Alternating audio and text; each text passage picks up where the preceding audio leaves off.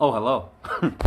So, as usual, I'm mad late for this live stream, and I imagine that all of you who tagged might not be available for it, but thank you for joining me if I just popped up on your screen and interceded and interloped on your normal Facebook scrolling schedule. I appreciate you sticking around and hanging out. So, I wanted to read, because I've been reading this book. This book is called Passport to Magonia, by this, I know you can't see it, it's a mirror view as always, by this guy named Jacque Vallees, and he's an astronomer, computer scientist, and physicist who is also a really well-known, respected figurehead in the UFO, like the ufologist court. And again, back in the '60s, he wasn't really involved in it until he kind of started exploring it, as a scientist. And he's like, I think something's there. It's interesting. So he wrote this book, and it is part folklore, part occultism, part UFO like the UFO mythology of the modern era. And this book is all about connecting the dots and looking at all kinds of different cases and recognizing patterns and basically talking about how there's a lot of crisscross between all these things. Oh, this is my mentor. This is Panther. I don't know if any of you guys are here, but hello. Actually, let me double check for I might have to, every time I start these streams, they're always like not, hold on, one second. I'm back. I just want to check. So last time I did a stream, it was... the lighting looks really good on you this way. Oh, well, thank you. Just pump it up. Okay, this is my lamp. It's got okay, we got to show the aesthetic of the room. Oh, jeez. All of Panther's wonderful art. Yeah, I know. You'd be like, my hair is not on a mohawk. Yeah, my hair's a mohawk. Hello. So, we're just chilling. So grab a beer, and then we're going to talk. I'm going to read some Passport to Magonia.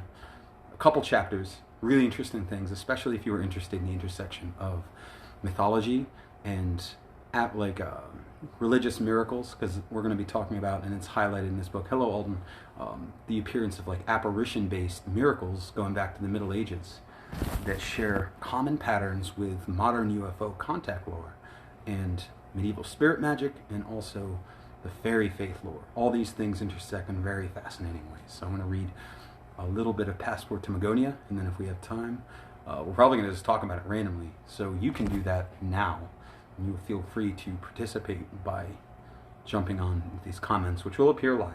So say hello, make sure let me know that you're here and this is working correctly. And if you guys have comments, please drop them afterwards. Again, if we have time, we might talk about spirits, and otherwise just talk about woo-woo and magic stuff. So I'll probably take a break here in a minute. I usually give people a little bit of time for them to filter in. Usually 5 minutes. So, you know what we can do as people filter in? I need to show you guys the most adorable cat on the face of the world. Where is he? He's over there. There he is. Hello. That is Othello. Othello. In his princeness. Isn't he beautiful? Isn't he just beautiful? Othello, use your shining, divine cat-like radiance to bring all the folks to the live stream. Hello, hello. Hello, my sweetie. Okay. So, Come up here, Pete, so if that's what you're thinking of. while I give it another minute or so, thank you for joining. Say hi, say hello on the stream. 'Cause I know my head probably just popped up on your wall. What? It's late. Oh, on their Facebook wall. So Oh, when okay. you start the I thought you were Facebook talking about Live, the wall no, behind you. when I'm you, like, what? when you start the Facebook Live, it'll pop my head up. Like if they're actively on Facebook, it'll be like, Ian Burton is live now, and I'll pop my stream up, and then it'll go away real quick. I just didn't But know so- what wall you were talking about, that's all. All right, I guess I'm gonna start. So I'm gonna start now at the beginning of Passport to Magonia. It's kind of a thick book, but I'm gonna start with chapter 3. Chapter 3 is called the Secret Commonwealth. Now, sometimes we're gonna what? the Secret Commonwealth. Commonwealth, okay. So once in a while I'm gonna do this, and that's gonna be my own private commentary. So the Secret Commonwealth is a statement to describe the secret country of the fairies in medieval, specifically European, Irish, and Scottish, and English fairy lore. The Secret Commonwealth is like how they refer to the hidden country of the gentry. So you'll get some of these terms of fairies, because this is specifically about the fair folk. So a lot of you guys on my feed are magicians and pagans of all type, and I know a lot of you guys like fairies, and you might be more acquainted with fairies from more new agey pursuits, where they're like happy winged people who give you boons or play tricks, which some of them might be, but there's also a lot... Hello, Ash. There's also a lot more and sometimes darker lore to the fairies in actuality. So let's dig into it, especially since some of you guys have shown up. Hello. I see you, BB. The Secret Commonwealth. To know human life, one must go deep beneath its sunny exterior, and to know that summer sea, which is the fairy faith, one must put on a suit of armor and dive beneath its waves, and behold the rare corals and moving sea palms, and all the brilliant creatures who move in and out among those corals and sea palms, and the horrible and awful creatures too, creatures which would devour the man were his armor not of steel, for they all mingle together in the depths of that sea, hidden from our view as we sail over the surface of its sunlit waters only. Walter Wentz, The Fairy Faith in Celtic Countries. Hello, Joey and Sabrina. The teletype message arrived in Dayton, Ohio on September 9th, 1966, through military channels. The full text, about 4 pages long, was quite unintelligible. Without knowledge of the Air Force procedure for the transmission of UFO reports, the message is shortened by reference to known, standardized questions that are never repeated in the text itself, with the help of the standard questionnaire. However, it is generally possible to find out what the sender is trying to describe. This particular message had originated at Kelly Air Force Base, Texas, and was addressed to the Air Force Systems Command, Headquarters United States Air Force, and the Secretary. It bore the headline, Unclassified Routine, and the title, UFO Report is submitted in accordance with AFR 200-2. Kelly Air Force Base was sending something very close to a ghost story. The report made reference to 2 separate incidents occurring, respectively, on August 6th and September 3rd, 1966. In a small Texas town, the author of the report is a father of 4 children. We shall call him Robert. His house is located in a fairly isolated spot. You guys hear me okay, right? Here we go. His house is located in a fairly isolated spot, and he has never discussed the incidents with his neighbors. On August 6th, the 3 youngest children, ages 6 to 9, noticed a dark object shaped like an upside-down cup. Although it was afternoon, the children had not seen the object arrive. It was dark, without color and without lights.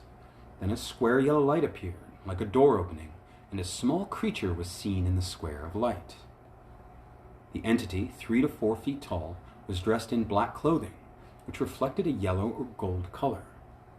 The observation lasted several minutes, then the door closed. A low humming sound became audible, and the object took off towards the northeast, rising sharply, but at an unexceptional speed. These details, naturally, were not given spontaneously by the children. The story was reconstituted during the investigation. At no time did the object touch the ground. It hovered at a height of about 15 feet, near a tree, which was found undamaged about 35 feet from the house. I'm gonna wave at you guys. You guys following me? Thank you for tuning in if you just tuned in. I'm definitely reading Chapter 3 at Passport to Magonia, but you don't need to hear from the beginning to catch this true analysis and series of stories. So the second sighting took place on September 3rd. Most of the family had gone away, but the oldest daughter had remained in the house with a friend. They were watching television in the afternoon when the set snowed, then went out. The house was lit up with eerie red and yellow light, which appeared to be circling or twirling. They looked outside and saw an object hovering in the same position, with the same tree as in the first sighting. Its shape again was that of an upside-down cup with a flat disc beneath, like a saucer. It was covered with light and departed shortly afterward. No sign of life was apparent inside or outside the craft. Hello, Megan. Thanks for joining. I definitely tagged you because you always are like, hey, talk to me about the weird stuff. Well, this is the weirdest of the weird stuff. I'm weird and this shit's weird. 2 days later. You're weirder. You taught me to be weird. No, we're just two weirdos. Yeah. 2 days later, Robert was propped up in bed. Through his door and across the hall, he could see a dark doorway leading to his son's bedroom. All of a sudden, he saw a small person, 3.5 to 4 feet tall, dressed in tight-fitting clothes, enter the dark bedroom. He assumed it was his small daughter going in to talk to her mother, who was in the room with his sons. About 10 minutes later, he saw something like a bar of light, which appeared to crumble. He got up and went to the room, where he found his wife and the boys, who had also seen the bar of light. He did not see the person in white leave, and his wife stated their daughter had not been in the room at any time. There was no physical evidence to substantiate the presence of the small person in the house. The rocks were full of them. Next part. On the island of Ottermore, a man named Old Patsy, whom we met in Chapter 2, told Walter Wentz a true story about the fairies. 20 years or so ago, around the bed of Dermot and Grania, just above us on the hill, there were seen many fairies, crowds of them, and a single deer. They began to chase the deer and followed it right across the island. At another time, similar little people chased a horse. The rocks were full of them, and they were small fellows. Another person told Wentz, "My mother used to tell about seeing the fair folk dancing in the fields near Cardigan, and other people have seen them around the cromlech up there on the hill. They appeared as little children in clothes, like soldiers' clothes, and with red caps, according to some accounts." While Wentz was recording material in Ireland, he went to Rochra with Dr. Hyde, and they were told this story about a leprechaun. One day, I was gathering berries along a hedge not far from here, and something made me turn over a flat stone which I saw in the ditch where I stood. And there beneath the stone was the most beautiful little creature I have ever seen in my life, and he in a hole as smug as could be. He wasn't much larger than a doll, and he was most perfectly formed with a little mouth and eyes. I turned the stone over again and ran as hard as I could to bring my mother, but when we got back, we couldn't see a thing of him. Now we are getting to the central idea of this book. I will quote 2 more stories, both of them landing reports from the richest period, in terms of number of landings reported, autumn 1954, in UFO history. Both stories come from France. The first case took place on October 9th.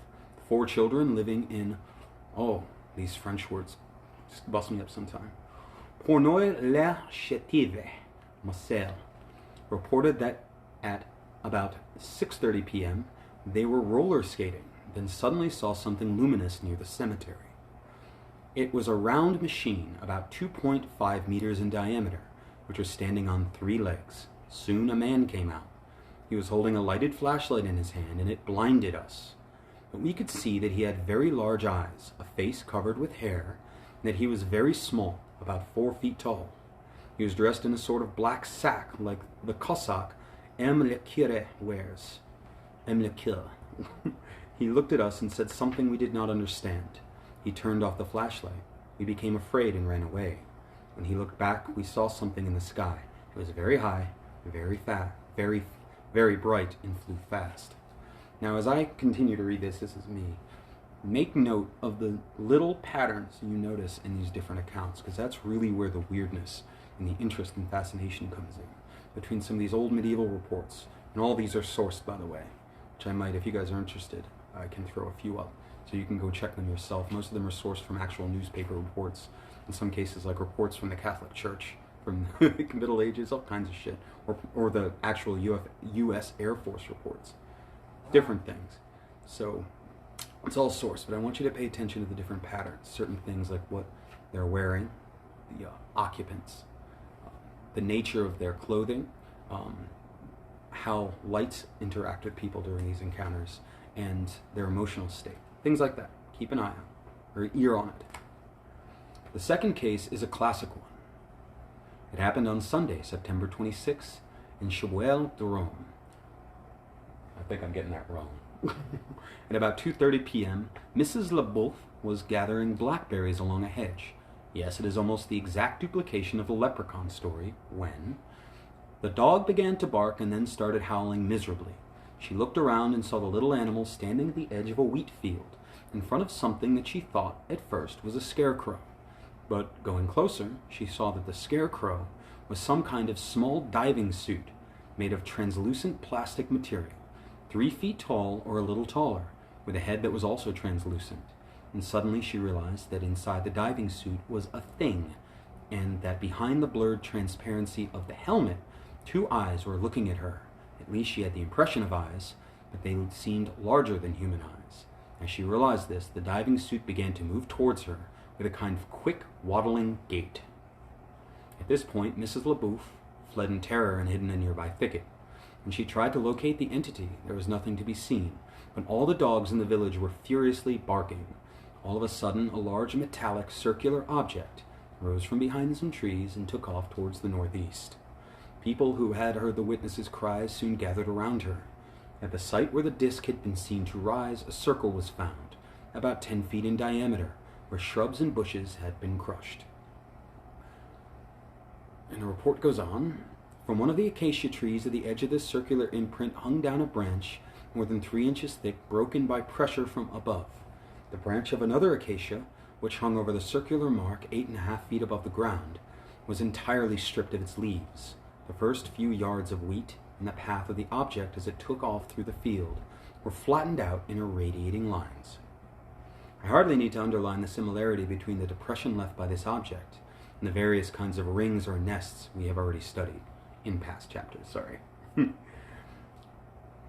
Let us now return to the Fions, the dwarfish race that accompanies the Corrigans, the fairies of Brittany. And yes, the previous chapter, which I skipped, does go into more of this, but you can catch up. And I might read the first and second chapter again and record it later. So if you are interested, I will send a link out if I record the first 2 chapters as well. They are seen only at twilight or at night. Some carry a torch like a Welsh death candle. They have swords no bigger than pins. According to Villamark, sorry, I just can't do the today I'm messed up. A careful distinction should be drawn between Corrigans and dwarves. The latter are a hideous race of beings with dark or even black hairy bodies, with voices like old men and little sparkling black eyes. A man who wrote to me after reading Anatomy of a Phenomena pointed out that although he was unconvinced about the existence of the unidentified flying objects, he discovered something he thought might be of interest to me, and he continued thus. I have spent several years doing research on the Cherokee Indian, which is a branch of the Iroquoian tribe. Keep in mind, just as a disclaimer, this book was written in the 60s and into the 70s, so it does use a little bit of outdated terminology, but it isn't in the least bit, gross. When the Cherokee migrated into the hills of Tennessee, they came upon a strange race of moon-eyed people who could not see in the daylight. The Cherokees, being unable to understand these wretches, expelled them. Barton, in 1797, states, "These people were a strange white race, far advanced, living in houses, etc." Haywood, 26 years later, states, "The invading Cherokees found white people near the land of Little Tennessee, with forts extending down as far as the Chickamauga Creek." He gives a location of 3 of these forts. And this is talking about before white people really here, to confirm. Confirmation of my correspondence report is found in the excellent book Mound Builders of Ancient America, The Archaeology of a Myth, where Robert Silverberg quotes Barton's New Views of the Origins of the Tribes and Nations of America, published in Philadelphia in 1798 and dedicated to Thomas Jefferson. And again, a quote, "The Cherokee tell us that when they first arrived in the country which they inhabit, they found it possessed by certain moon-eyed people who could not see in the daytime.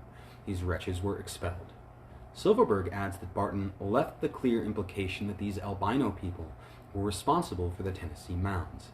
So this is basically white folk recounting in their studies Cherokee legends about a race of white people with moon eyes that had trouble seeing in the day, which reminds us of certain cave-dwelling animals whose eyes have atrophied, suggesting, and this is, I'm not going to go into it because it's a whole nother book worth of shit, the suggestion that a lot of strange phenomena is affiliated with the Mammoth Cave system in the Appalachian Mountains, where this is being talked about.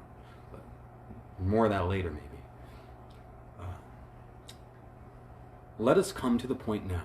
It would be nice to hold on to the common belief that the UFOs are craft from a superior space civilization, because this is a hypothesis science fiction has made widely acceptable, because we are not altogether unprepared, scientifically and even perhaps militarily, to deal with such visitors.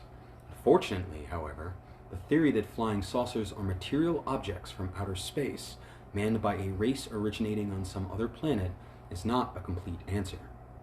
However strong the current belief in saucers from space, it cannot be stronger than the Celtic faith in the elves and the fairies, or the medieval belief in the Lutins, or the fear through the Christian lands, in the first centuries of our era, of demons and satyrs and fauns. Certainly it cannot be stronger than the faith that inspired the writers of the Bible, a faith rooted in daily experiences with angelic visitation. In short, by suggesting that modern UFO sightings might be the result of experiments of a scientific or even super scientific nature conducted by a race of space travelers, may be the victims of our ignorance, an ignorance that finds its cause in the fact that idiots and pedants alike, through a common reaction that psychologists could perhaps explain, they were not in its first victims, have covered the fairy faith with the same ridicule as other idiots and pedants cover the UFO phenomena.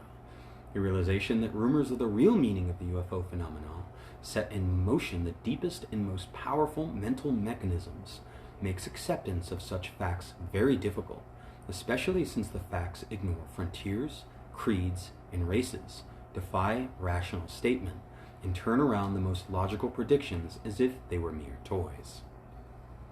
It is difficult to come to grips with the UFO phenomena, for although it clearly evolves through phases, its effects are diffuse and it cannot be dated very precisely. We have to rely on legends, hearsay, and extrapolations. Much can be accomplished, however, once it is realized that the observational material on hand since World War II, the 20,000 or so clear-cut dated reports of UFOs and official and private files, is nothing but a resurgence of a deep stream in human culture known in older times under various other names. Whence, as we have seen, found several people in Celtic countries who had seen the gentry, which is a name of the fae folk, fairies, or had known people who were taken by fairies. In Brittany, he had much greater difficulty. And this is whence. The general belief in the interior of Brittany is that the fees once existed, but they disappeared as their country was changed by modern conditions. In the regions of the Mene and of the Erse, Ille-Vilaine, source, it is said that for more than a century there have been no fees, and on the seacoast, where it is firmly believed that the fees used to inhabit certain grottos in the cliffs, the opinion is that they disappeared at the beginning of the last century. The oldest Bretons say that their parents or grandparents often spoke about having seen fees, but rarely do they say that they themselves have seen fees. M. Paul Sébillot found only two who had. One was an old needlewoman from St. Cost, who had such fear of fees that if she was on her way to do some sewing in the country, and it was night, she always took a long circuitous route to avoid passing near a field known as the Convent des Filles. The other was Marie Chehu, a woman 88 years old. There's a little asterisk, and I'll read that asterisk for this. In undertaking research into beliefs in fairies, gentry, call them what you will, confusion arises from the great variation of names and classifications given the different races of beings. In Lower Brittany alone, Paul Sébillot has found and classified 50 different names given to Lutins and Corrigans, while Lutins themselves are the same as the Elvish people, pixies in Cornwall, Robin Goodfellows in England, goblins in Wales, woblins in Normandy, and brownies in Scotland. Continuing. The central question in the analysis of the UFO phenomena has always been that of the controlling intelligence behind the object's apparently purposeful behavior. In stating the problem in such terms, I am not assuming that the objects are real, contrary to the implication someone might draw if he read this book too fast. Yet in no way am I excluding the possibility that this controlling intelligence is human, and I shall elaborate on this idea in later chapters.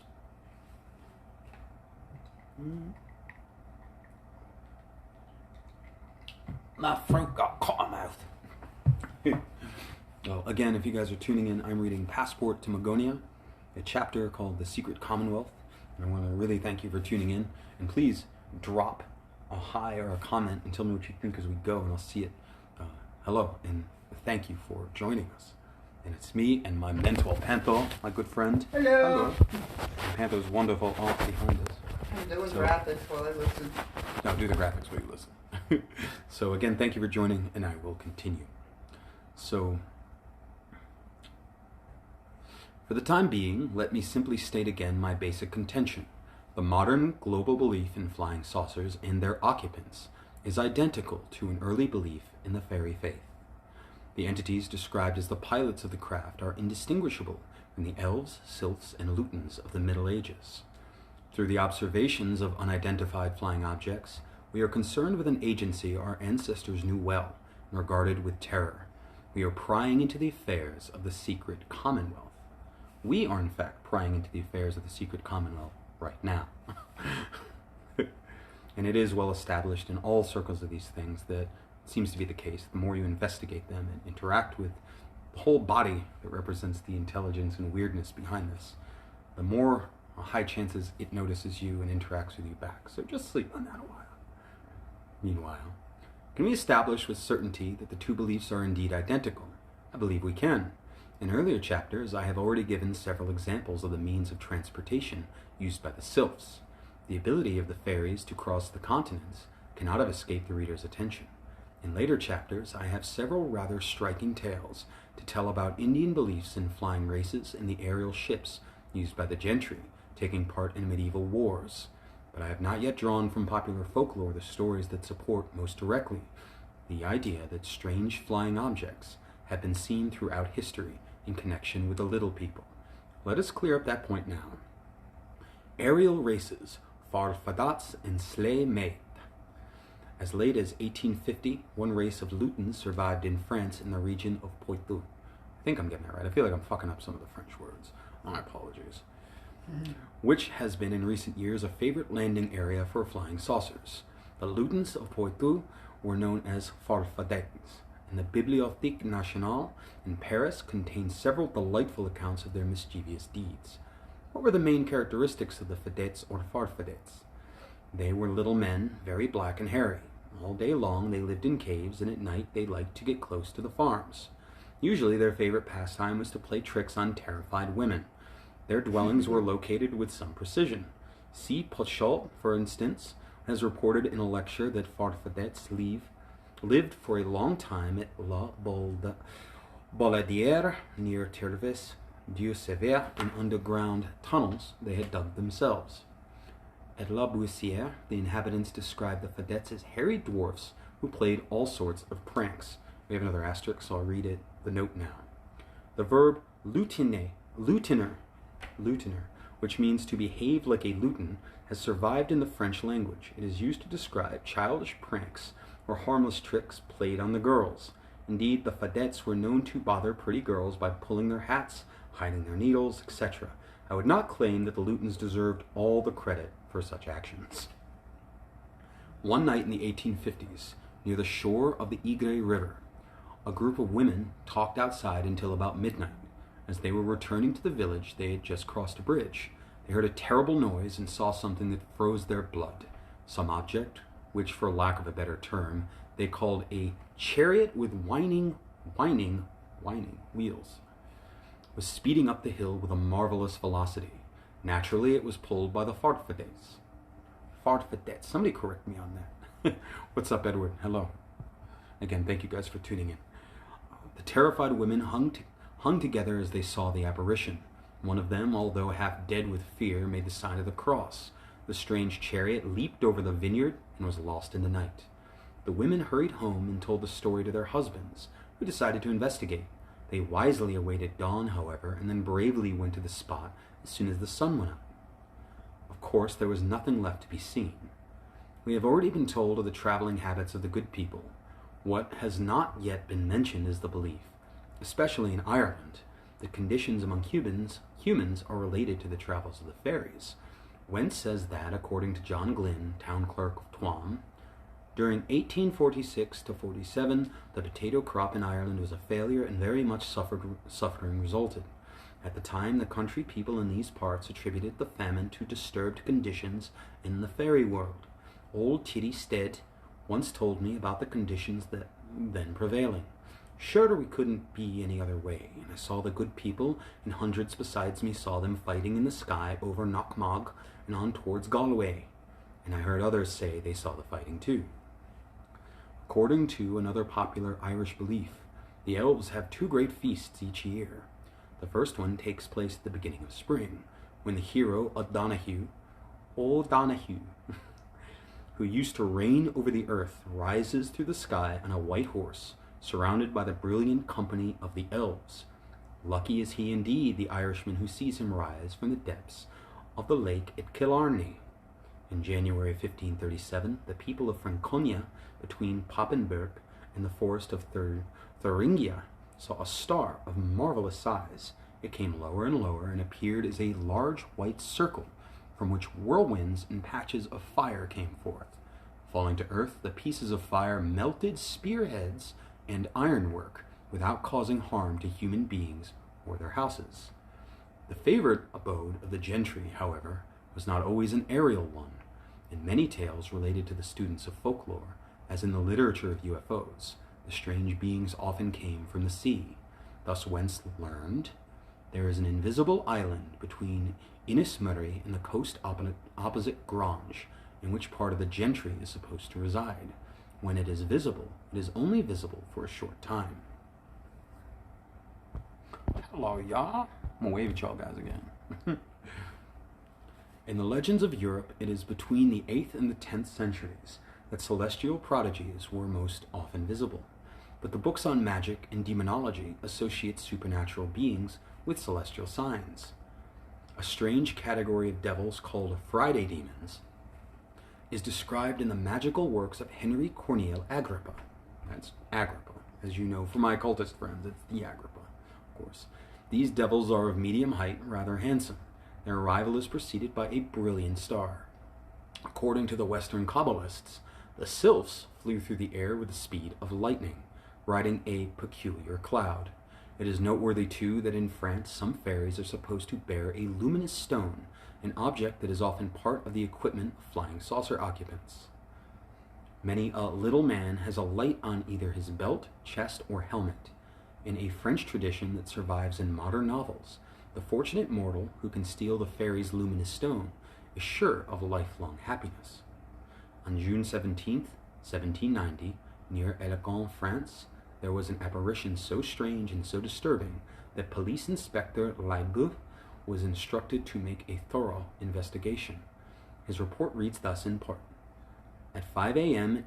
on June 12th, several farmers caught sight of an enormous globe which seemed surrounded with flames. First they thought it was perhaps a balloon that had caught fire, but the great velocity and the whistling sound which came from that body intrigued them.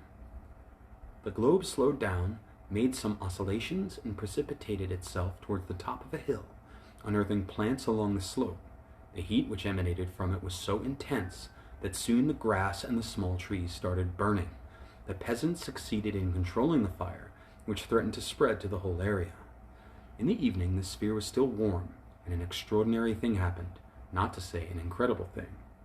The witnesses were 2 mayors, a doctor, and 3 other authorities who confirmed my report, in addition to the dozens of peasants who were present. The sphere, which would have been large enough to contain a carriage, had not suffered from all that flight. It excited so much curiosity that people came from all parts to see it. Then all of a sudden a kind of door opened, and there is the interesting thing. A person like us came out of it. This person was dressed in a strange way, wearing a tight-fitting suit, and seeing all that crowd, said some words which were not understood and fled into the wood. Instinctively the peasants stepped back in fear, and this saved them, because soon after that the sphere exploded in silence, throwing pieces everywhere, and these pieces burned until they were reduced to powder. Researches were initiated to find the mysterious man, but he seemed to have been dissolved. And that was, of course, the report of Police Inspector Laibeau in what was that? 1790. Let us follow the strange beings across the world now to Mexico, where an American anthropologist, Brian Strauss from Berkeley, reports that the Zeltal Indians have strange legends of their own. And by the way, if I said that wrong, just have strange legends of their own. One night, Strauss and his Indian assistant discussed these legends of the Icals, or Icals, the little black beings, after seeing a strange light wandering about in the Mexican sky. The Icals are 3-foot tall, hairy, black humanoids whom the natives encounter frequently, And I should point out here, when they say black humanoids, they're not really talking about like an African American, like dark melatonin. They're talking about like coal black. And Strauss learned about 20 years ago or less, there were many sightings of this creature or creatures, and several people apparently tried to fight it with machetes. One man also saw a small sphere following him from about 5 feet. After many attempts, he finally hit it with his machete, and it disintegrated, leaving only an ash-like substance. That's what I was talking about. I gotcha. The beings were observed in ancient times. They fly, they attack people, and in the modern reports, they carry a kind of rocket on their backs and kidnapped Indians. Occasionally, Strauss was told people have been paralyzed when they came upon the Icals, who are said to live in caves, which the natives are careful not to enter. Gordon Crichton, a staff member of the Flying Saucer Review and a former linguistic expert with the British Foreign Service, had occasion to study Indian folklore during several visits in Latin America. Commenting upon Strauss's report, Crichton pointed out that words such as Ike and Ikal were found in all the dialects of the Maya-Soke linguistic group. The Zeltal words Ik and Ikal, the adjective form, simply mean being black or black in the Maya language. We find that Ik means air or wind. Here is your reminder. Shut up! Take your meds. Supplements. Yes. That's real attractive. Reminder. Gotta take Sorry the about vitamins. that, y'all. My stupid Alexa. Alexa be just starting shit. In What? the Maya, said Alexa just be starting shit. In the Maya language, we find that Ike means air or wind, and Ikal means spirit, while Ek means black. The Quechua Maya in the Alta Verapaz region in Guatemala talks of a Kek. The Kek, meaning black in the Quechua dialect of Maya, is said to be a centaur-like being that guards his patron's house at night and frightens people at dusk. Coal-colored, ugly, hairy, he is half human, with human hands, but the hooves of a horse. We shall return to the Icals, or Wendies, as they are called in British Honduras, in a later chapter, in connection with another feature of their behavior. For the time being, however, the Mexican legends show quite conclusively that many, perhaps every region of the world has its own traditions about such creatures, and associates them very definitely with the idea of aerial or even cosmic origin. Take your meds. In the Zeltal cosmology, the Earth is flat and supported on 4 columns.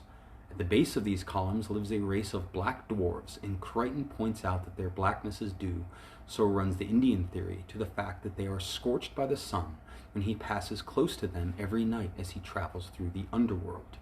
According to the Paiute Indians, California was once populated by a superior civilization, the Musuvs, I think I got that right. Among other interesting devices, they used flying canoes, which were silvery and had wings. They flew in the manner of eagles and made a whirring noise.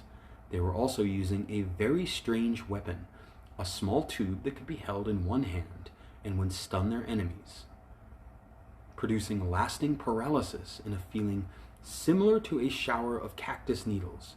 How could primitive tribes better describe electrocution? It is interesting to gather that such tales in America. It's interesting to gather such tales in America, but Europeans hardly have to go as far as that to find similarly interesting and forgotten episodes. The archives of the Roman Catholic Church are full of such incidents, and it cannot be doubted that many an accusation of witchcraft stem from the belief in strange beings who could fly through the air and approached humans at dusk or at night. Occasionally these demons were seen in full daylight by many people. And in this context, I am not referring to the vague confessions obtained under torture from the poor men and women who fell into the clutches of the Inquisition, although this material would be quite worthy of a parallel study. I am quoting official records of the time, gathered from witnesses by clerics and policemen, of which sort of report the following account is fairly typical. In the early 17th century, the cathedral at Quimper-Corentin, France, had on its roof a pyramid covered with lead. On February 1st, 1620, between 7 and 8 p.m., thunder fell on that pyramid, and it caught fire, exploded and fell down with a stupendous noise. People rushed to the cathedral from all parts of the town and saw, in the midst of the lightning and smoke, a demon of green color with a long green tail doing his best to keep the fire going. This account, which was published in Paris, is supplemented by a more complete version printed in René's. This latter version adds that the demon was seen clearly by all inside the fire, sometimes green, sometimes blue and yellow. What were the authorities to do? They threw into the roaring fire a quantity of Agni Dei, close to 150 buckets of water, and 40 or 50 cartloads of manure, to no avail. The demon was still there, and the fire kept happily burning. Something drastic had to be done.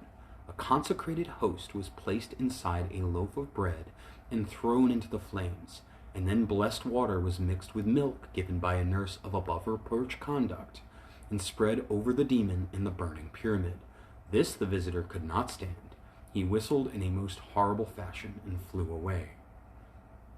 I can only recommend the recipe to the United States Air Force.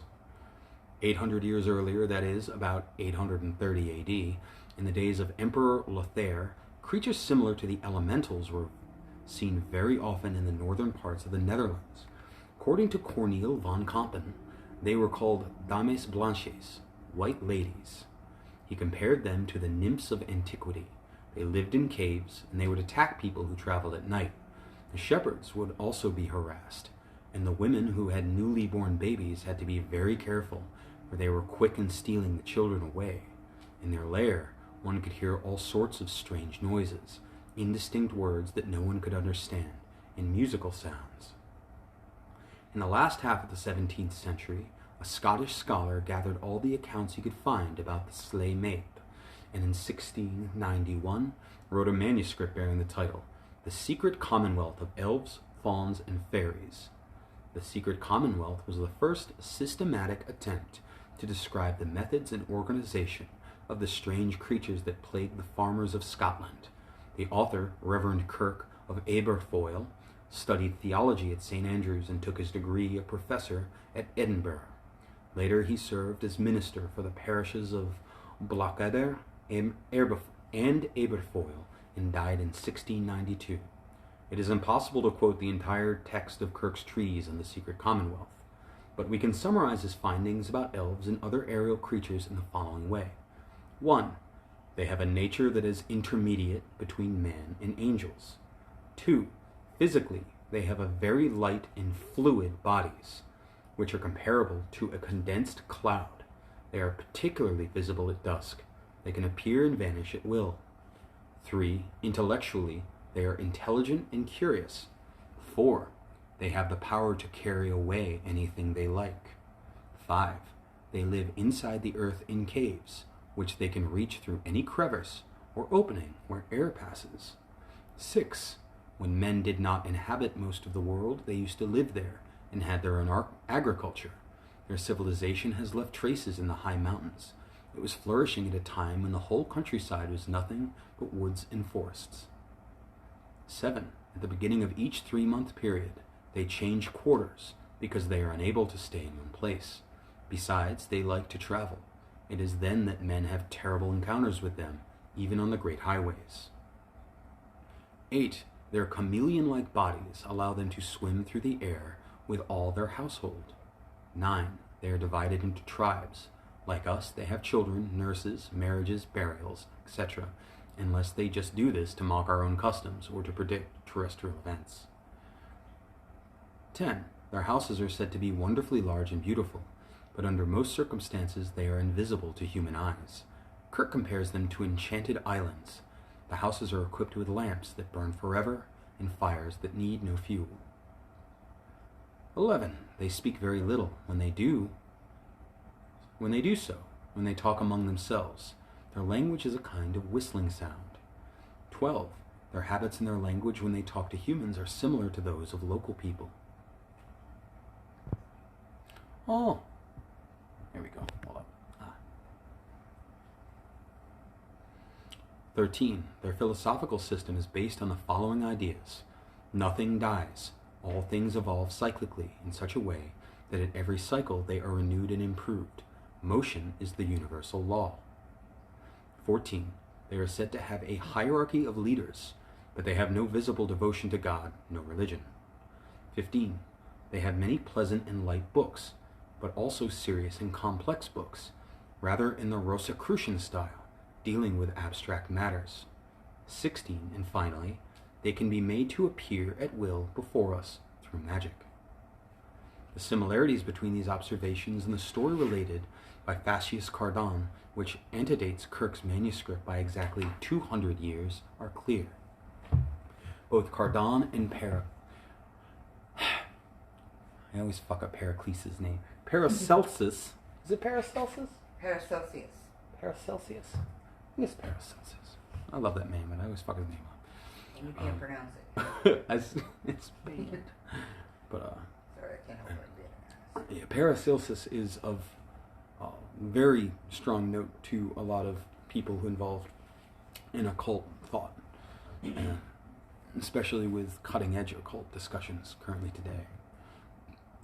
Anyway, so both Cardan and Paracelsus write like Kirk that a pact can be made with these creatures, and that they can be made to appear and answer questions at will. Paracelsus did not care to reveal what that pact was because of the ills that might befall those who would try it. Kirk is equally discreet on this point, and of course to go deeper into this matter would open the whole field of witchcraft, which is beyond my purpose in this book. Kirk's conclusion is that every age has left a secret to be discovered.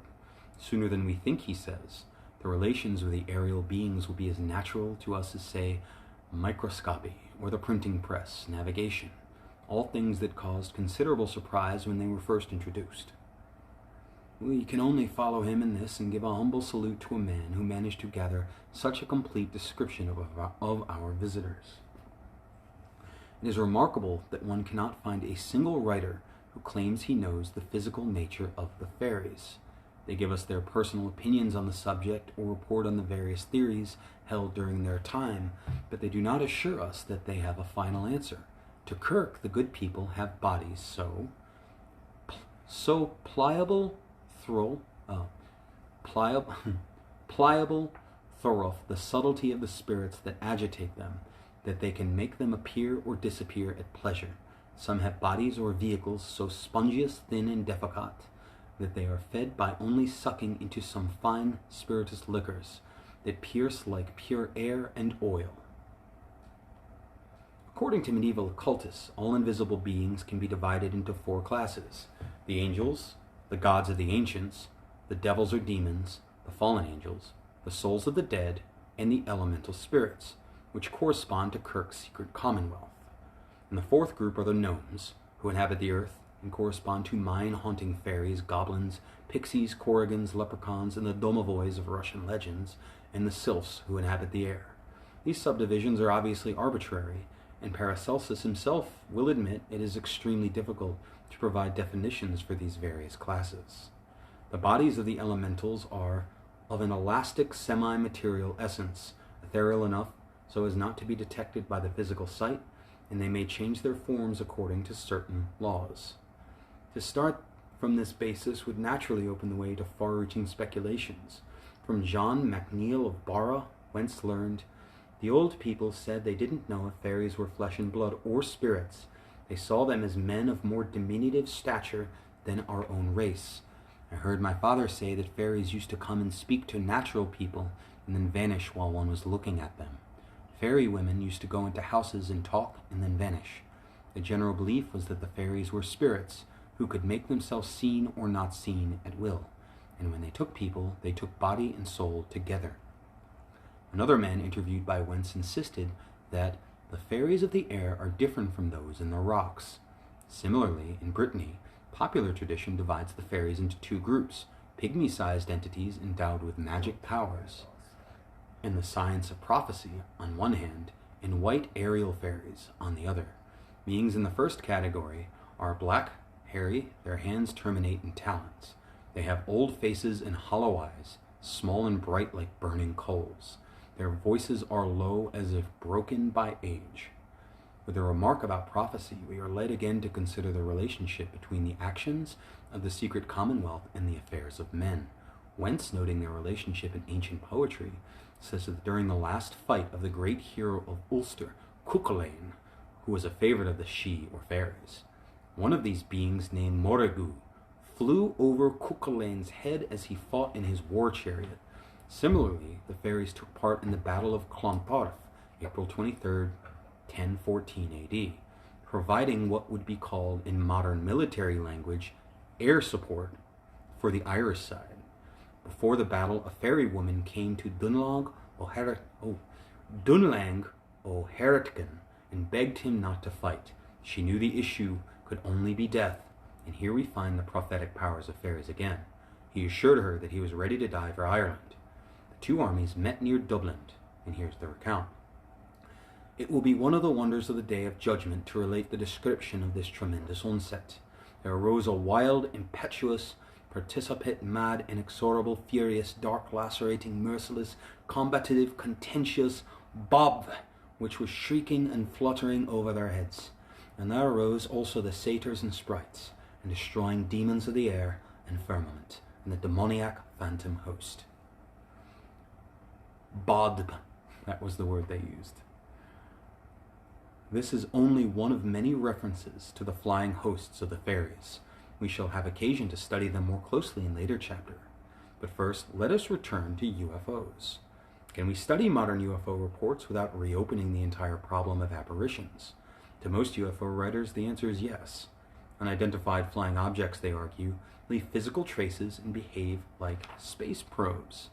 It is obvious to them that UFOs are scientific devices, having nothing to do with the mystico-religious context of medieval apparitions, and nothing to do with the creatures studied by Kirk, since, as we have just seen, these latter could appear and vanish at will. This view is no longer tenable. The reports of recent observations do describe objects that appear and vanish. It is just that such reports are not publicized. Students of UFOs are reluctant to publish them, and the witnesses themselves are not eager to come forward with stories they know are unbelievable. During a discussion with Émile Michel on this subject, he pointed out the negative reactions of scientists to his analysis of the French sightings. They argued that such fantastic stories could only come from deranged minds. What would these people have said, he remarked, if I had published all the data? Among the cases that deserve close examination, but which were swept under the rug by UFO students themselves, is the sighting at Noirtre, Indre et Loire, France, near Meslay-sur-Vienne, on September 30th, 1954. About 4:30 p.m., Georges Gatté, head of a team of 8 construction workers, found himself walking away from the other workers. He felt a peculiar drowsiness, and suddenly wondered where he was going. Then, without warning, he found himself facing the strangest apparition. Less than 30 feet away, above him on the slope, was a man. His head was covered with an opaque glass helmet, with a visor coming down to his chest. He wore gray coveralls and short boots. In his hand, he held an elongated object. It could have been a pistol, or it could have been a metal rod. Quote, on his chest was a light projector. The strange man was standing in front of a large shining dome, which floated about 3 feet above the ground. Above the cupola of the machine were objects like rotating wings or blades. Then, suddenly, the strange man vanished, and I couldn't explain how he did, since he did not disappear from my field of vision by walking away, but vanished like an image when erases suddenly. Then I heard a strong whistling sound, which drowned the noise of our excavators. The saucer rose by successive jerks in a vertical direction, and then it too was erased in a sort of blue haze, as if by miracle. As soon as he saw the object and the entity, Gatté tried to run, but he found himself helplessly nailed to the spot. He was thus paralyzed during the whole observation. So were his 7 co-workers, in a unique case of collective physiological reaction. None of them had previously believed in the reality of the so-called saucers. As soon as he was able to move again, Gatté had rushed back to his men and cried, "Have you seen something?" Mr. Bourrois told him, "Yes, a flying saucer." And the man who was the driver of the excavator, Mr. Lubanovic, added, There was a man dressed like a diver in front of it. 4 others, Messieurs Sichet, Villeneuve, Rouillère, and Emeraude, a truck driver, confirmed all the details of the sighting. It must be pointed out that the incident took place in a remote rural region. At the time, the end of September, the French wave of reports was just beginning, but Gatet, who fought during the war with the resistance and was wounded in Luxembourg, said that he was not used to flights of fancy. Following the incident, he suffered from insomnia, strong headaches, and loss of appetite for a week. Ironically, the 8 men are still not convinced that flying saucers were from another world. They feel sure that they are a secret development by a terrestrial nation, probably France. In Jalapa, Mexico, Jalapa, Mexico, in early 1965, a hovering object with luminous slits in its circumference and a black-clad being with eyes gleaming like a cat's, holding a shining metal rod, were seen. The entity vanished suddenly while under observation in a Jalapa street by a local reporter, 2 taxi drivers, and a bullfighter. In the Carrazino case of July 26, 1965, 5 dwarfs dressed in dark uniforms and small boots were seen. We are told that one of them had in his right hand a brilliantly luminous object like a wand. There was a sudden flash of lightning about 1:45 p.m. on January 28, 1967, on Studham Common near Whipsnade Park Zoo, an isolated spot up in the Chiltern Hills in England. Rain was falling and the atmosphere was heavy, reports R.H.B. Winder, who investigated this case for the Flying Saucer Review. 7 boys were on their way to school in the vicinity of the Dell, a shallow valley and an ideal spot for playing hide-and-seek. Alex Butler, age 10, was looking south over the Dell when he saw clearly, in the open, a little blue man with a tall hat and beard.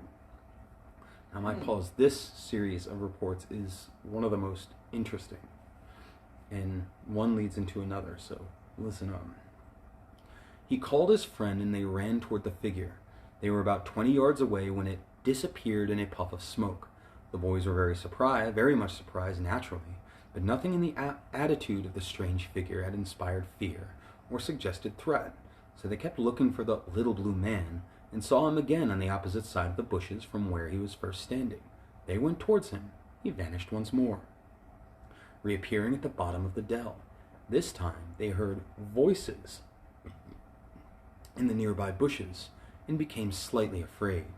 The voices reminded them of foreign-sounding babble.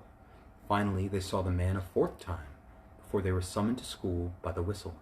Their teacher, Mrs. Newcomb, noticed how excited they were, and in spite of their warnings that she would never believe them, immediately separated them and made each of the 7 boys write down his experience, each in his own words. The essays were then gathered into a book called The Little Blue Man on Studham Common, which, notes Winder, makes fascinating reading and no doubt will occupy an honored place in the archives of the Studham Village Primary School. Investigation by Winder, Molster, Bowen, and Crichton disclosed a number of local sightings, among them 2 landings in the vicinity of the spot within a few months of the January sighting. Naturally, the investigators are most interested in hearing the boys themselves give details on the appearance of the creature. They interviewed them in the presence of their teacher, and Winder reports, they estimate the little man at 3 feet tall by comparison with themselves, with an additional 2 feet accounted for by a hat or helmet best described as a tall brimless bowler, i.e. with a rounded top. The blue color turned out to be a dim grayish-blue glow, tending to obscure outline and detail.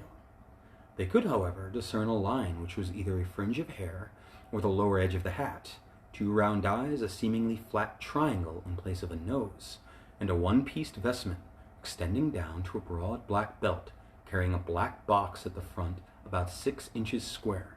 The arms appeared short and were held straight down to the side at all times. The legs and feet were indistinct. Hello, Rob.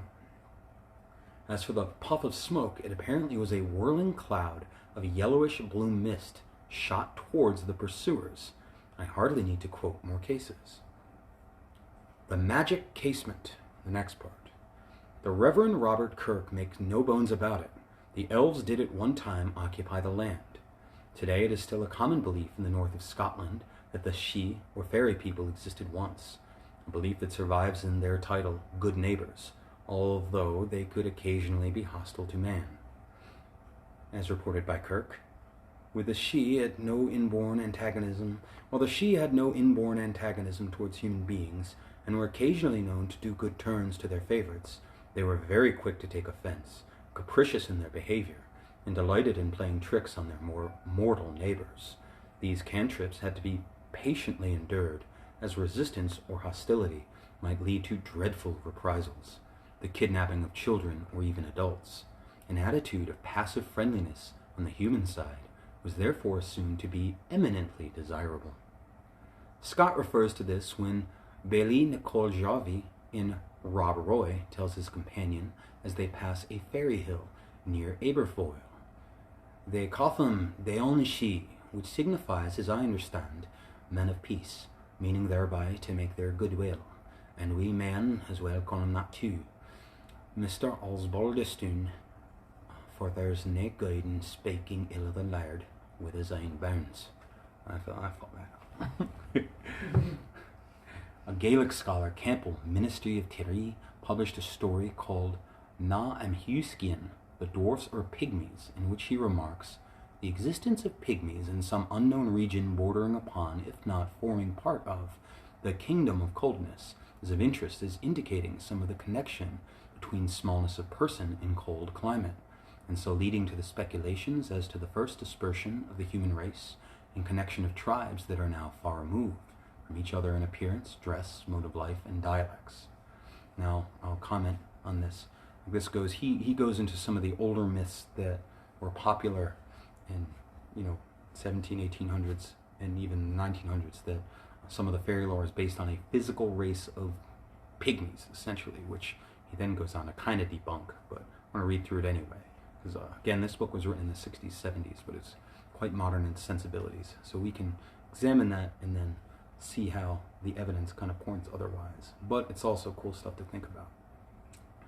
Although the connection between climate and size is not a tenable hypothesis, Campbell's remarks do open the way to interesting speculations. He notes that the term la panache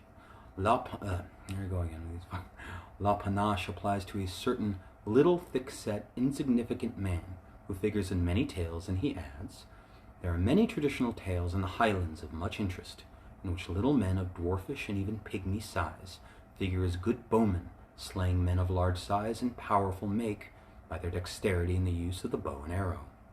In spite of their small size, they are understood to have been of very considerable strength.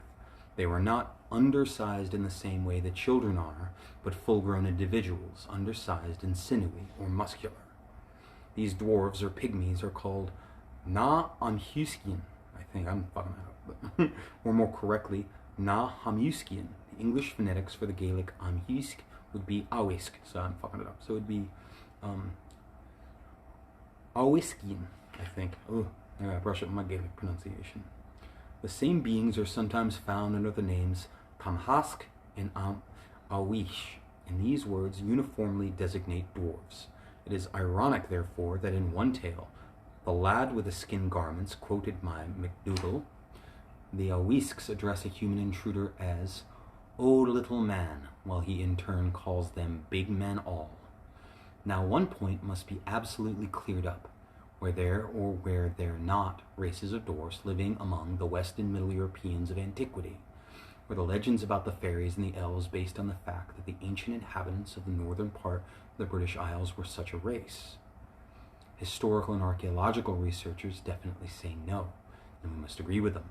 Yet several writers, such as David McRitchie, claim that there are indications in that direction.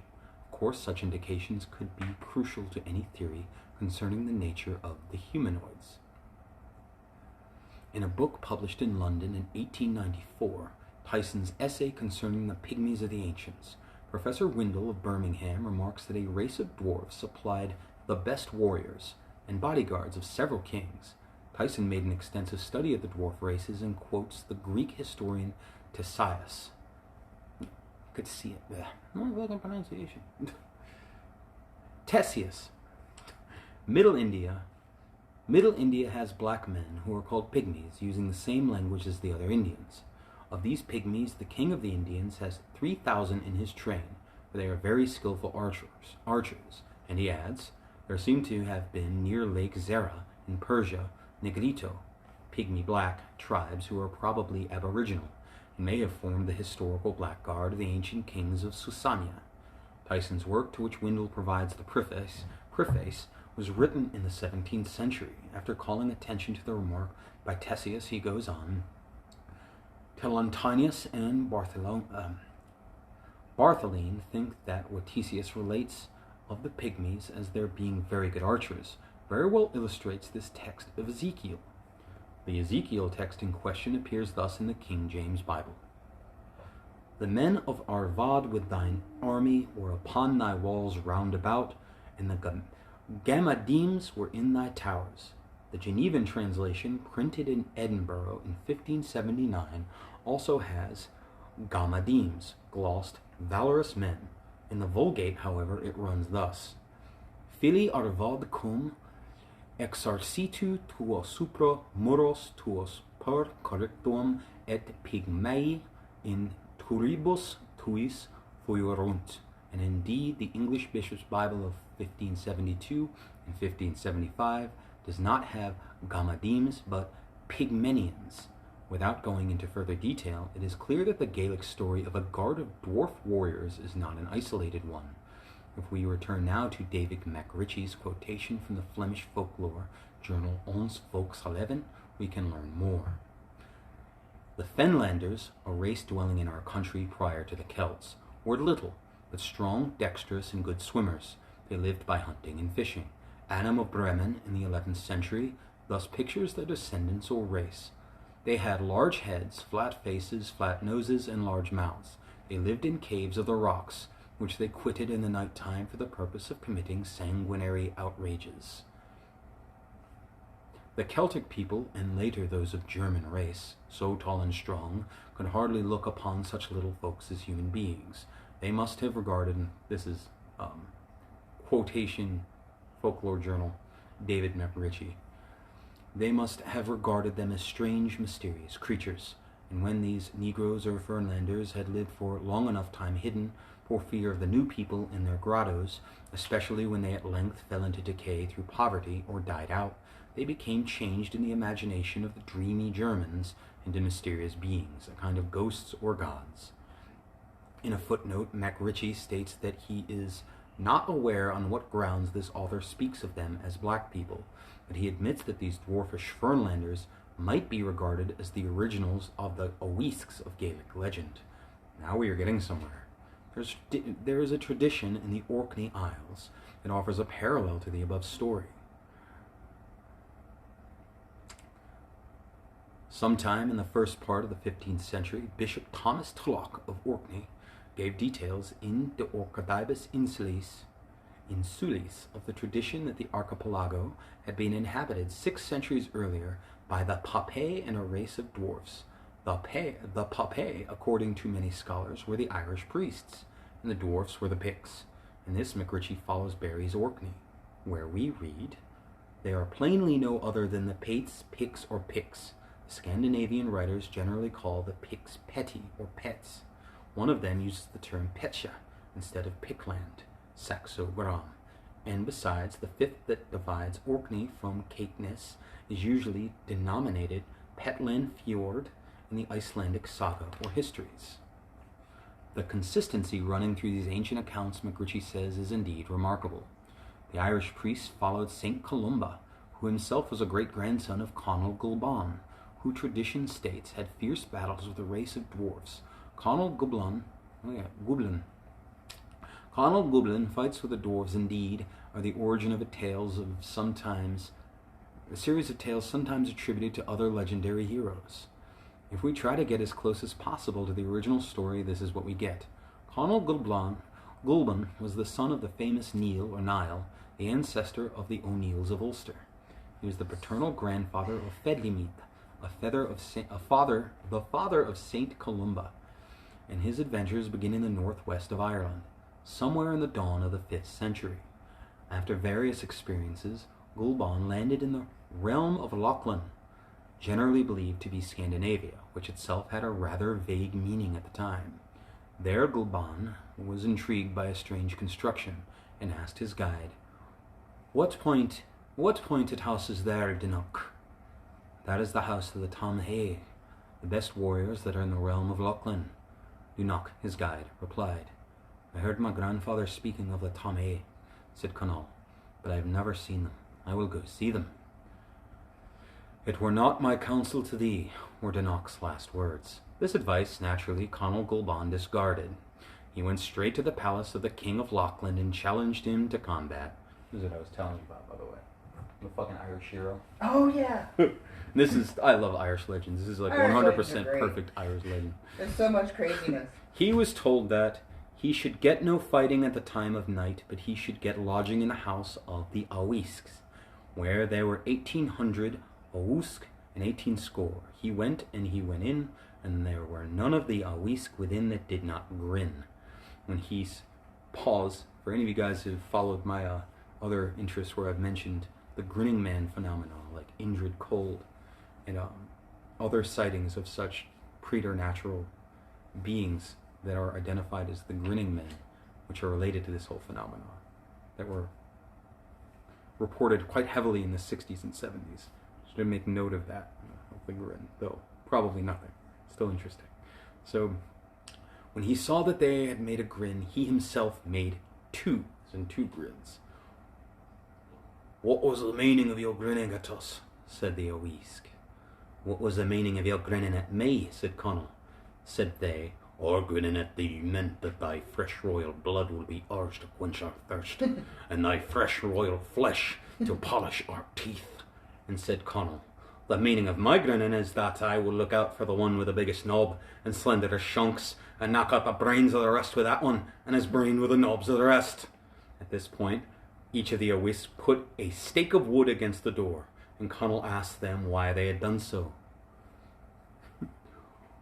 We have never seen coming here one gulp of whose blood, or a morsel of whose flesh, could reach us, but thou thyself except one other man, and he fled from us, and now every one is doubting the other in case thou shouldest flee.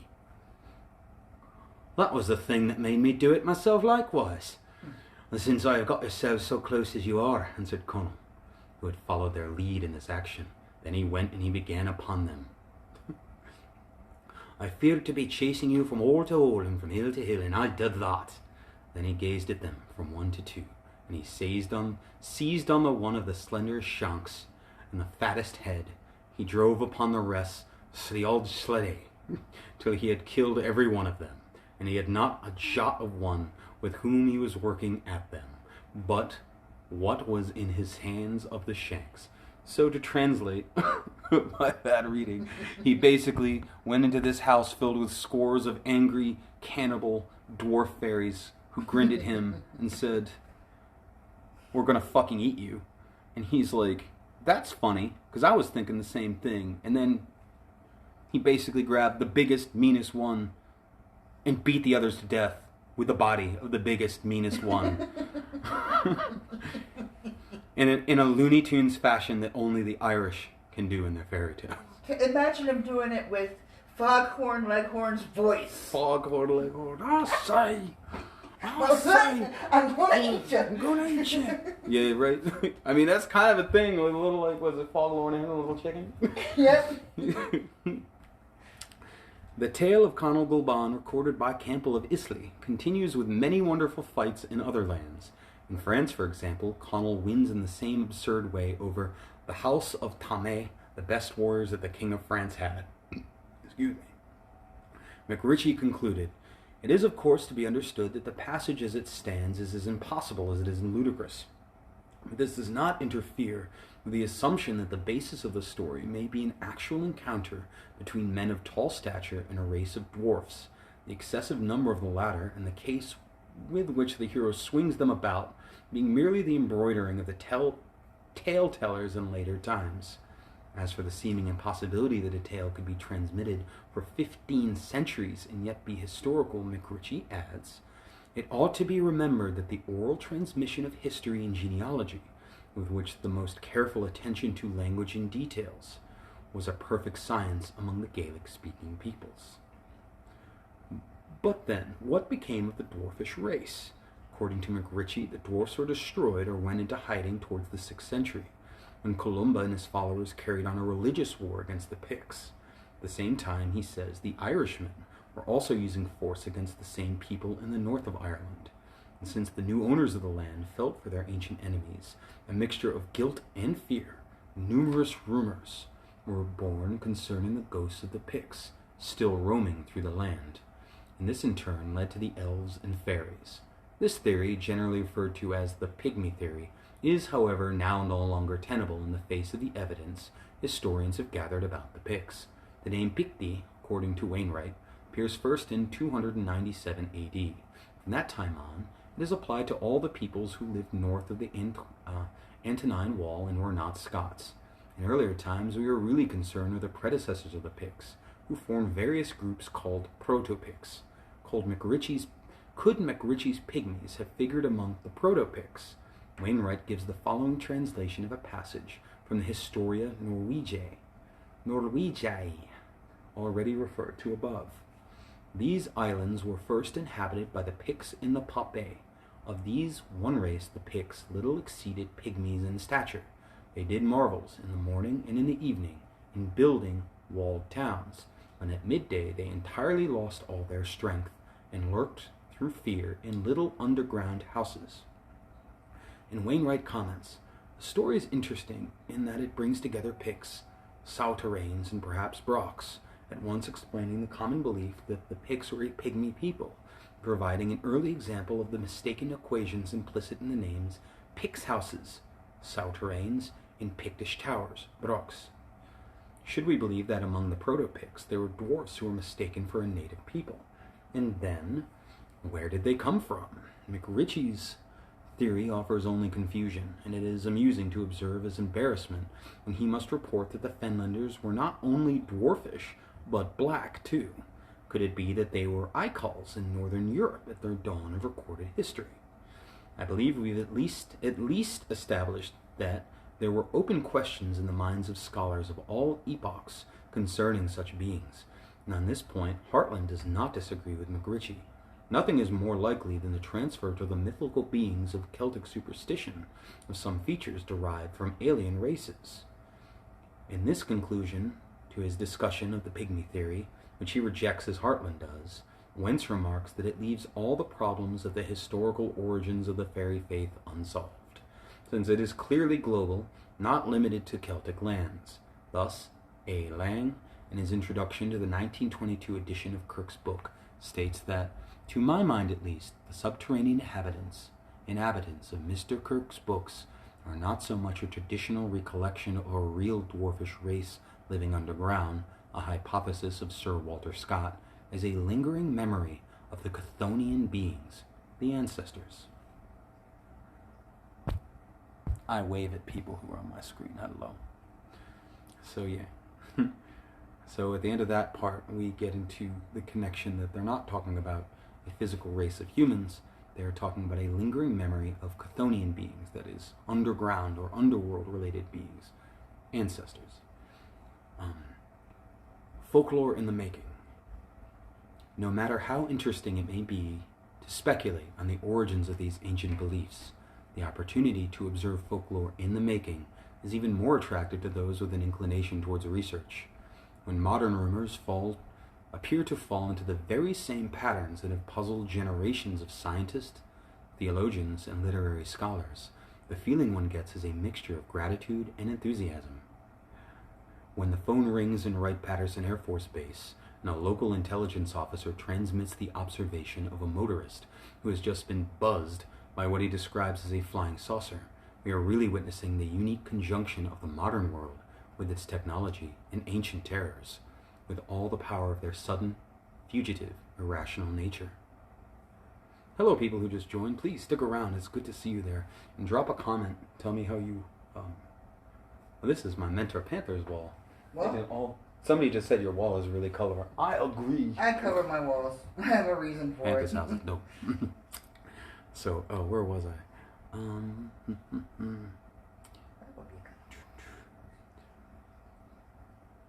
We are in a very privileged position.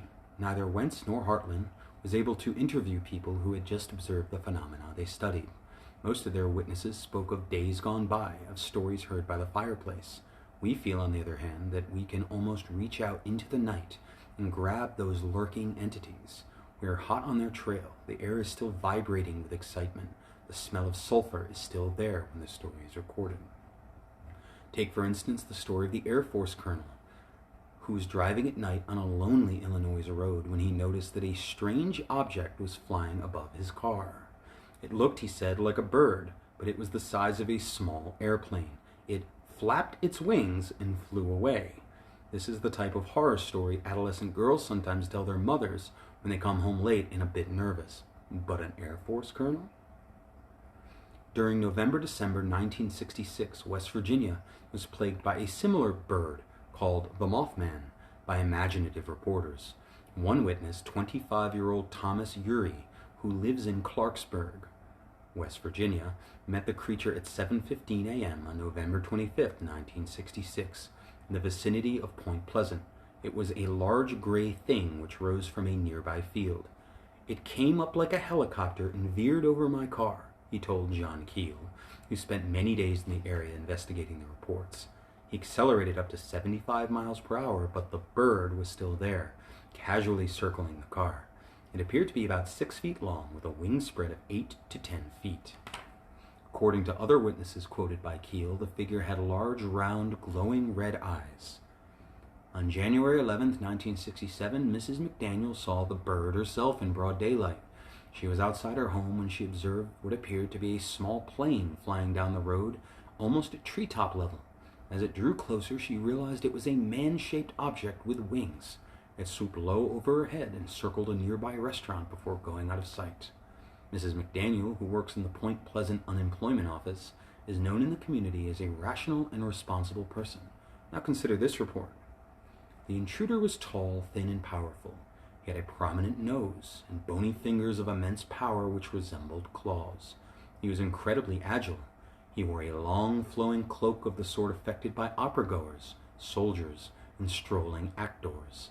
On his head was a tall, metallic-seeming helmet. Beneath the cloak were close-fitting garments of some glittering material like oilskin or metal mesh. There was a lamp strapped to his chest. Oddest of all, the creature's ears were cropped or pointed like those of an animal. Was it a prankster in a Batman dress? Seems entirely possible, especially when we take into account the fact that the bird was carrying something on its back and made incredible leaps, actually flying on one occasion above the heads of would-be captors. There is only one trouble with this explanation. The latter episode took place not in West Virginia in 1966, but in the dark lanes of a London suburb in November 1837. Like the Mothman of Point Pleasant, the mysterious Flying Man of London was ignored by authorities as long as possible. Finally, a resident of Peckham wrote a letter to the Lord Mayor, and the censorship could no longer be maintained. Nightly, horse patrols searched the countryside. Admiral Codrington set up a reward fund, still unclaimed by the way, and J. Vanier, in a remarkable article about the mystery, informs us that even the old Duke of Wellington himself set holsters in his saddlebow and rode out after dark in search of Spring Heel Jack. On February 20th, 1838, a girl of 18, J. Alsop of Old Ford, near Bow, London, heard a violent ringing on the front doorbell. Going out, she faced the most hideous appearance of Spring Heel Jack. He wore shining garments and a flashing lamp on his chest. His eyes resembled glowing balls of fire. When Miss Alsop uttered a cry, the intruder grabbed her arm in claw-like fingers, but the girl's sister rushed to her rescue. The visitor spurted a fiery gas in Jane's face, and she dropped unconscious. Then Jack fled, dropping his cloak, which was picked up at once by another shadow who ran after him. Another report follows. 2 days earlier, though not revealed until the Old Ford incident had made headlines, a Miss Scales of Limehouse was walking through Green Dragon Alley. The alley was a dim-lit passage beside a public house, and when she saw a tall figure lurking in the shadows, Miss Scales hesitated, waiting for her sister who had fallen behind. The sister, who described the loiterer as tall, thin, and, save the mark, gentlemanly, came up in time to see his long cloak thrown aside and a lantern flashing on the startled girl. There was no time to scream. Jacque's weird blue flame spurted into his victim's face, and she dropped to the ground in a deep swoon, whereupon Jacque walked away calmly. Viner suggests that Jacque had a rendezvous in Green Dragon Alley and wanted to get rid of witnesses. A week after the Old Ford incident, he knocked on the door of Mr. Ashforth's house in Turner Street and inquired for him. The servant who opened the door screamed the place down. Jacque fled. He was never seen again, in the London neighborhood at least. Had a contact been made? It is strange indeed, as Viner remarks, that Spring-Heel Jack should have paid 2 visits within 2 days to houses less than a mile apart, whose owners were named Alsop and Ashworth, respectively. 2 of the main witnesses, as in West Virginia, were young girls. With them in the 2 cases were their sisters. There seems to be a pattern here, but rather typically, it is once again an absurd one. Oh, I didn't even see. I had to scroll back. Hello again. What's up? Oh, cool.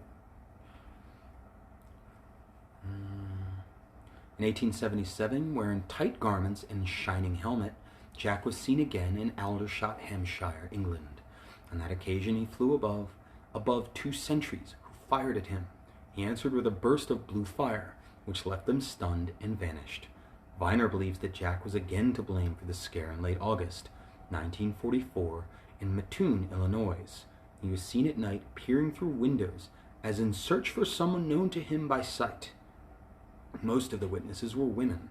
Some of them reported falling unconscious after a device was pointed at them by the visitor, who left a strange, cloying smell. In the spring of 1960, Italian jeweler Salvatore Cianci was driving in Sicily near Syracuse, when a small being in shining clothes wearing a diving helmet appeared in the beam of the headlights. It had no arms, but 2 little wings. Mr. Cianci suffered a nervous shock. On Saturday, November 16th, 1963, check this one out. All right, I'm listening. In 1963, 4 teenagers were walking near Sandling Park near Hythe, Kent, England. One of the 4, 17-year-old John Flaxton, describes how they were frightened by an object which they at first had taken to be a star. It was uncanny. The reddish-yellow light was coming out of the sky at an angle of 60 degrees. As it came towards the ground, it seemed to hover more slowly. A bright light, golden in color, suddenly appeared in the field near them after the first object had been hidden by some trees. It was about 80 yards away, floating about 10 feet above the ground. It seemed to move along with us, stopping when we stopped, as if it was observing us. The light was oval, about 15 to 20 feet across, with a bright, solid core. It disappeared behind trees, and a few seconds later, a dark figure shambled out. It was all black, about the size of a human, but without... Size of a what? About the size of a human. Okay. But without a head. It seemed to have wings like a bat on either side and came stumbling towards us. We didn't wait to investigate. Folklore in the making. From the Farfadets, we have drifted to modern times with Spring-Heel Jack and the Mothman. We have seen our visitor's arsenal become more precise. Jack's lantern and ray gun have survived in modern tales, in 20th century comic books, in television series. But the real question is, could all this be real? And if not, how can we explain the consistency of these descriptions at a time when there were no comics and no television?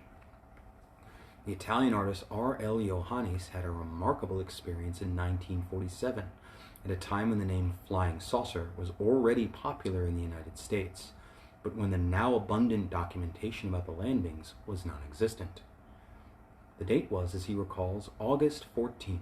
He was hiking alone, following a small stream in the mountainous region between Italy and Yugoslavia.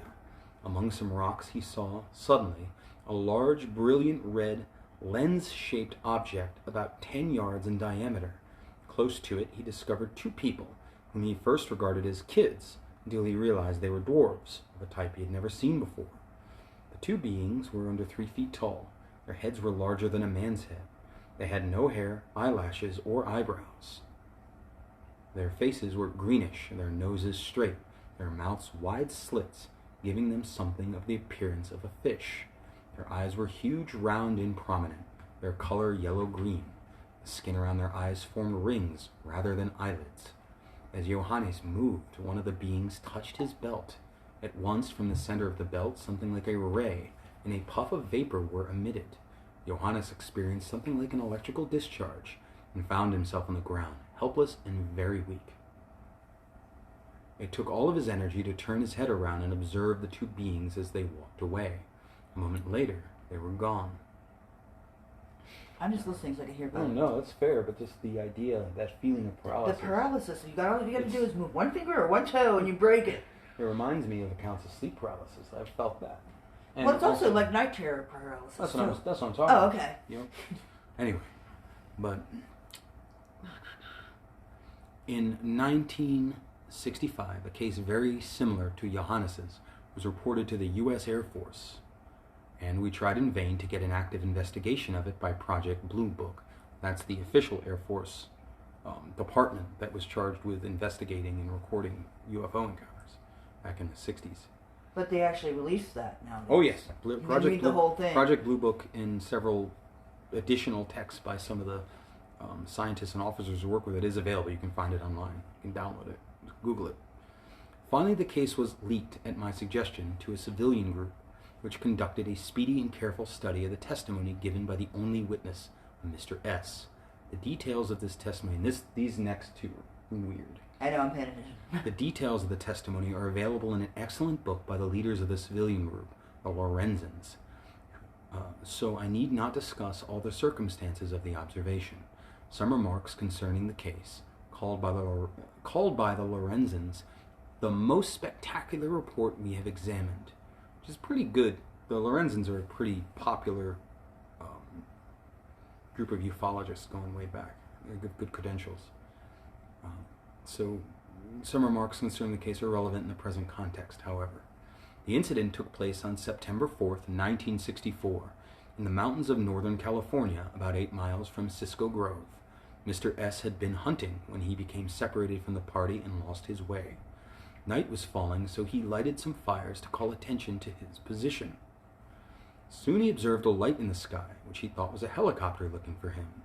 When it stopped and hovered silently nearby, however, he realized it was an unusual object and climbed a large tree to observe the situation from that vantage point. The light circled the tree. S saw a flash and a dark object falling to the ground. Next he noticed one figure crashing through the woods below him and another moving in from a slightly different direction. Both figures approached the tree and looked at him. They were a little over 5 feet tall, the witness estimates, and clothed in a silvery uniform that covered their heads. A third creature appeared later, behaving more like a mechanical being than an animal or a man. It was darker and had 2 reddish-orange eyes. It had no mouth, but rather a slit-like opening that would drop open like an oven door. The rest of the time S was conscious, the entities used a variety of means to try to get him to fall from his tree.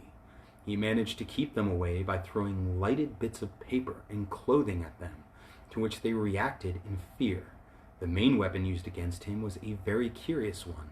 If we are to believe this report, the robot-like entity would let its lower jaw drop, then place its hand inside the rectangular cavity thus revealed, and emit a puff of smoke in Mr. S.'s direction.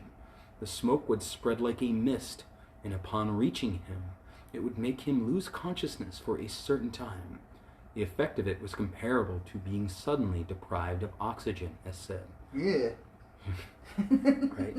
It is hard to believe that story. Would not such beings as he describes be able to climb a tree? If they came out of a flying saucer, why could they not fly up to his refuge? But it is equally difficult to prove that he simply had a nightmare. The witness is not given to such behavior, and when he woke up at dawn, still tied to the tree with his belt, all the objects he had dropped in an effort to get rid of the intruders were still lying around. Furthermore, there is the description of the strange, powerful gas, which plays such an important role in the story, as it does in the incidents related to the Spring Hill Jack, the Johannes sighting, and the Sonny Desverger's case, as follows in August 1952. This is a really weird one. And also notice a previous report by the school children where they saw the little man and just shot gas out of them. According to Captain Ruppelt's report of his investigations in Florida, Des Vergers, a scoutmaster, who went into a wood to investigate a strange light and faced, he said, a horrible being who looked at him from the turret of a flying machine, unlike he had ever seen, found himself breathing the same peculiar gas. The account goes, he froze where he stood and noticed a small ball of red fire begin to drift toward him. As it floated down, it expanded into a cloud of red mist.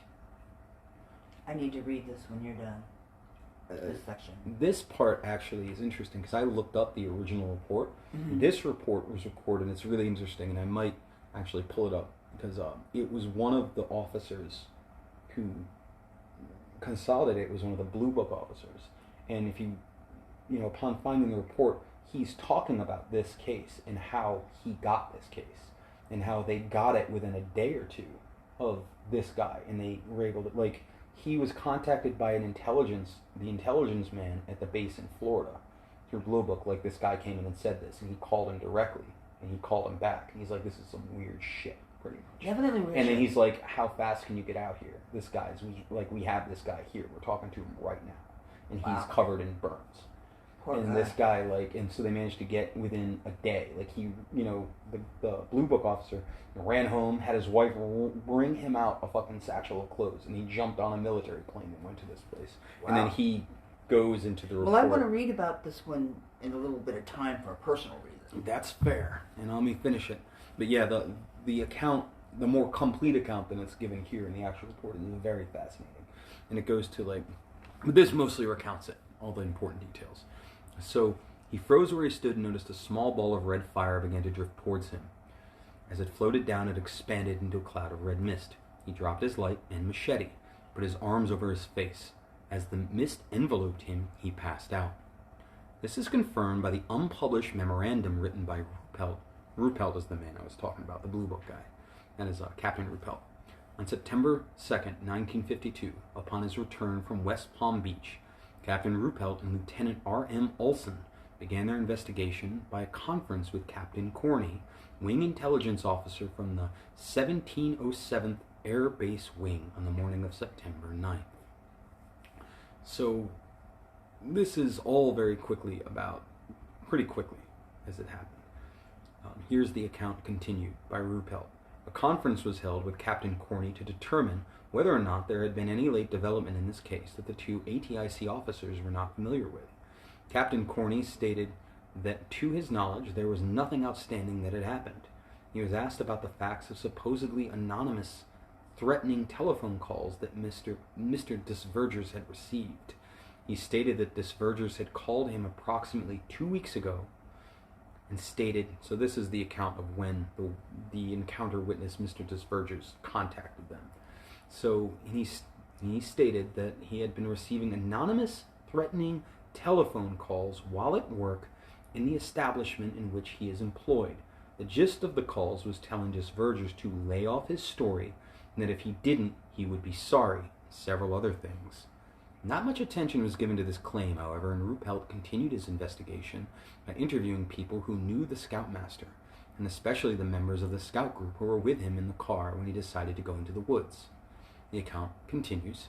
He gave the boys instructions to go get help if he wasn't back in 10 minutes and started in the woods. The boys claimed that they could see his flashlight going back into the woods. From this point on, the boys' stories vary to a certain degree.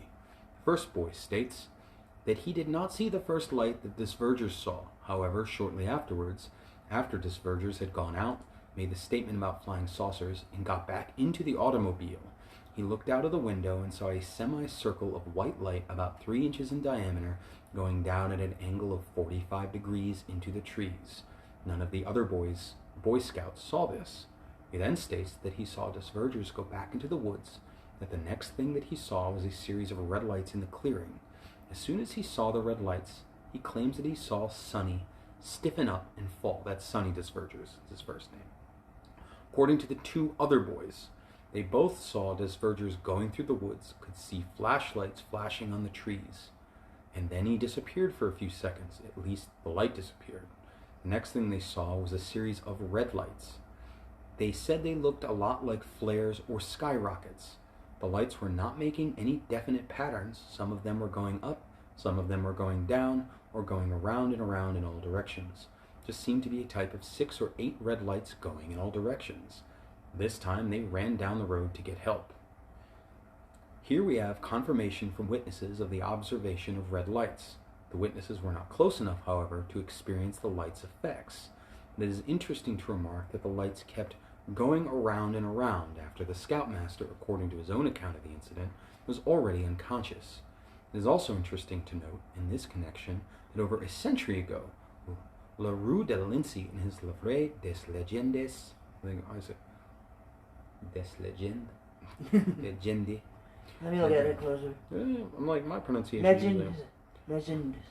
I don't know. Legend. Yeah, Legacy? it's just yeah, I can make one up. that's just the French saying. Livre des Legendes. Had said that, had this to say about the elves. If a mortal being dares come near them, they open their mouth, and struck by the breath which escapes from it, the imprudent fellow dies poisoned.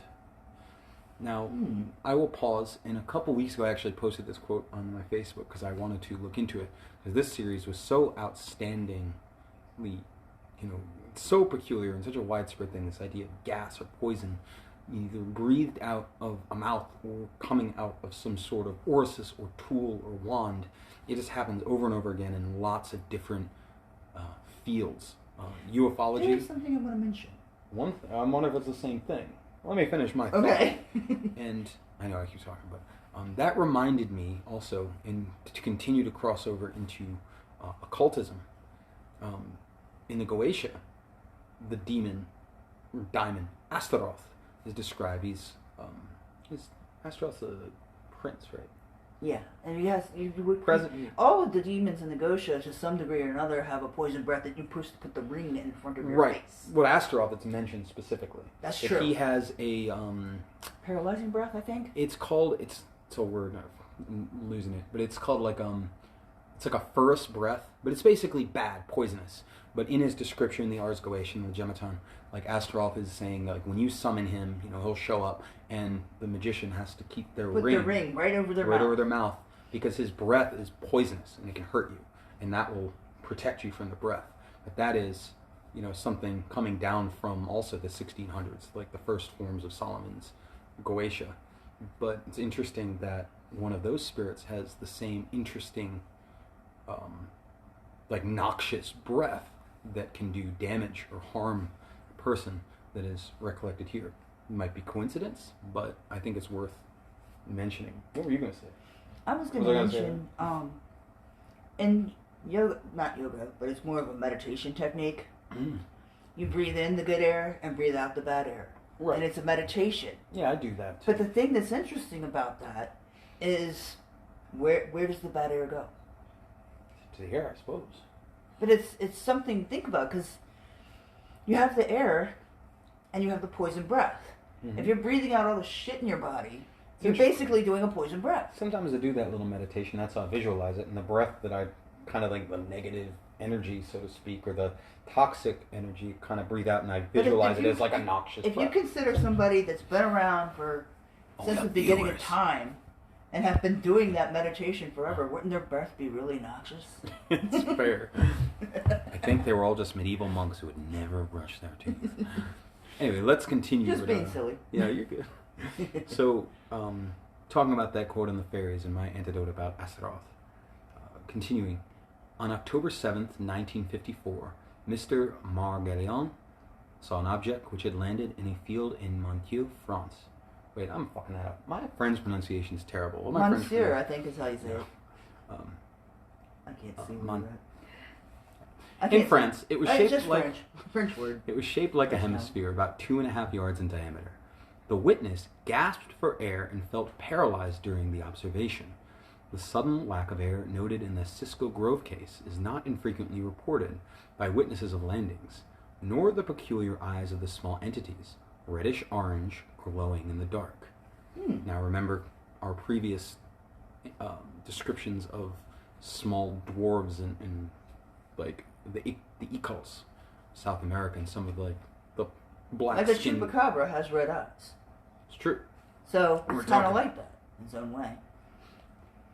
I mean, it's certainly in the same realm, but specifically like dark-skinned, dwarfish spirits with coal-like red eyes is in Mexico, in Ireland, and now in France, and it's interesting. So on October 9th, 1954, and also the Mothman.